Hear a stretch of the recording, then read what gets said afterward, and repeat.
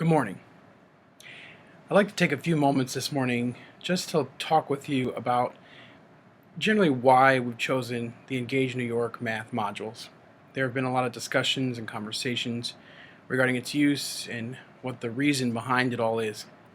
I feel like I should take a few moments to clarify why the decision was made to move forward with these modules. I want to first start out by saying that there really is only one curriculum that exists currently that is completely aligned with the Common Core State Standards for math, and that is Engage New York. Most companies have taken existing materials, revamped them, and shuffled them around in an effort to try to align with the Common Core State Standards, where Engage New York was commissioned by the state of New York with a grant from Race to the Top to be built from the ground up with the Common Core State Standards in mind, with the Standards for Mathematical Practice in mind, and ultimately to provide a product that was superior when it came to teaching and instructing regarding the Common Core State Standards in math as it relates to Common Core thinking and pedagogy.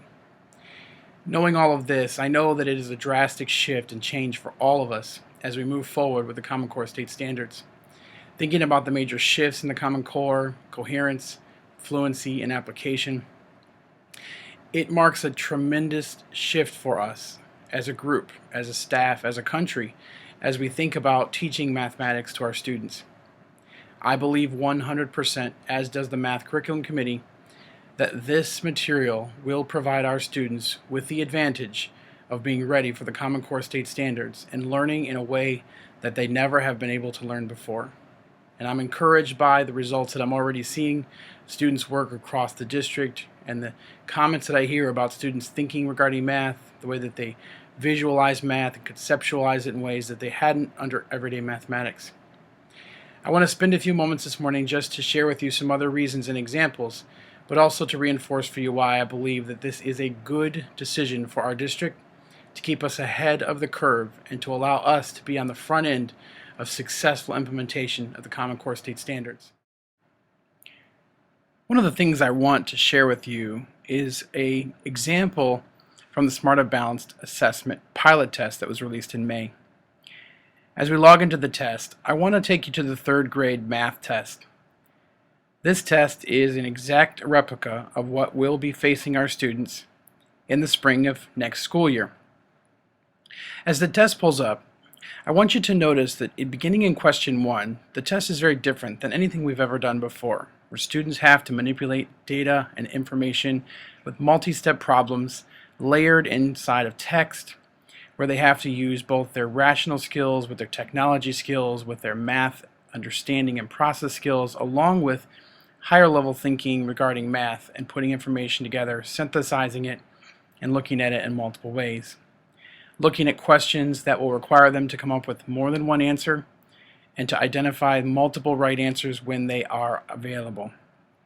Looking at problems from multiple perspectives and no longer simply answering questions that ask them to add, subtract, multiply, and divide with straight out questions and straight out answers.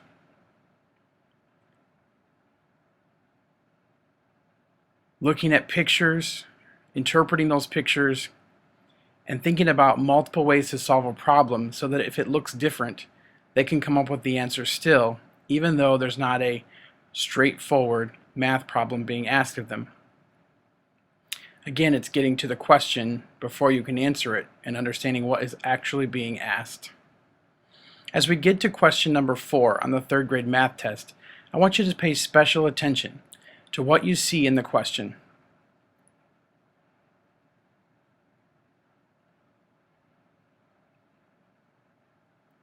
In question number 4, a student is asked that there are 3 pizzas and each pizza is in 8 pieces, and Lisa then eats 2 pieces. How many are left?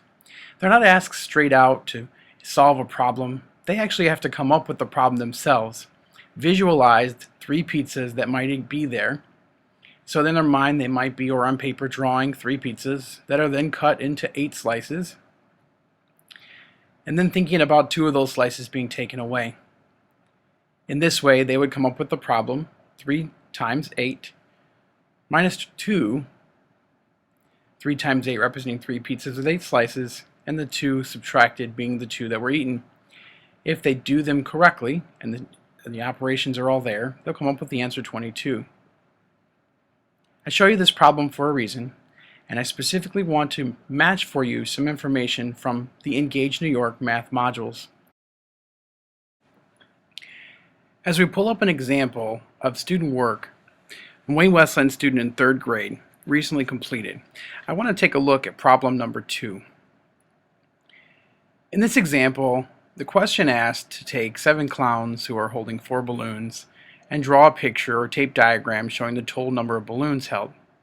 You'll notice the student actually draws an array as well, even though they aren't asked to, and then visualizes their thinking by using the tape diagram and labeling the parts as well as the individual units to come up with not only the multiplication problem, but then to visualize what that would look like as a division problem. This conceptualizing and visualizing is exactly what the Smarter Balance test asked for in a duplicate question previously. This is why Engage New York is such a powerful tool, because it provides our students this kind of opportunity. As we begin today, I want to let you know that the intervention specialists are here to serve as facilitators. They will be running the trainings today, but I want to remind you that they're not training. They are facilitating some activities and some time that you'll be spending together as grade levels to really dig into the modules, give you an opportunity to leave with some resources that I think will be very useful. This day is about you. It's about providing resources that are helpful to you. It's not about accomplishing a task or providing something for the curriculum committee or central office. It's simply to provide a resource for you. Time to work, time to collaborate, time to think together about what you want to do, to be thoughtful in your planning. And when you leave today, to give you something that you'll be able to walk away with and use in your classroom as you begin your next module. I want to remind you that the trainers here today, the facilitators, the intervention specialists, that they are here simply to move things along, to gather information, and to help collect questions and concerns you may have.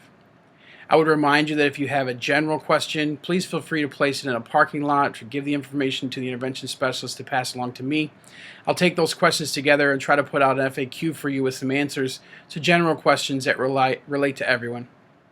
For those of you that have a specific question, or you have a question that you believe only applies in your situation, as always, please feel free to email me those questions. I try my best to answer them within 24 hours. And if I don't have the answer, I will do my best to find the answer for you. As you begin the activities today, remember that everything you're collecting will be gathered together and redistributed out, so that everyone has all of the material that's worked on today. So as a team, I wish you the best of luck, and I hope that today will be a really useful opportunity for you. Again, everything today is about helping you to dig into the math module so that you can provide yourselves with ideas and strategies, activities, and more knowledge about these units as they go forward.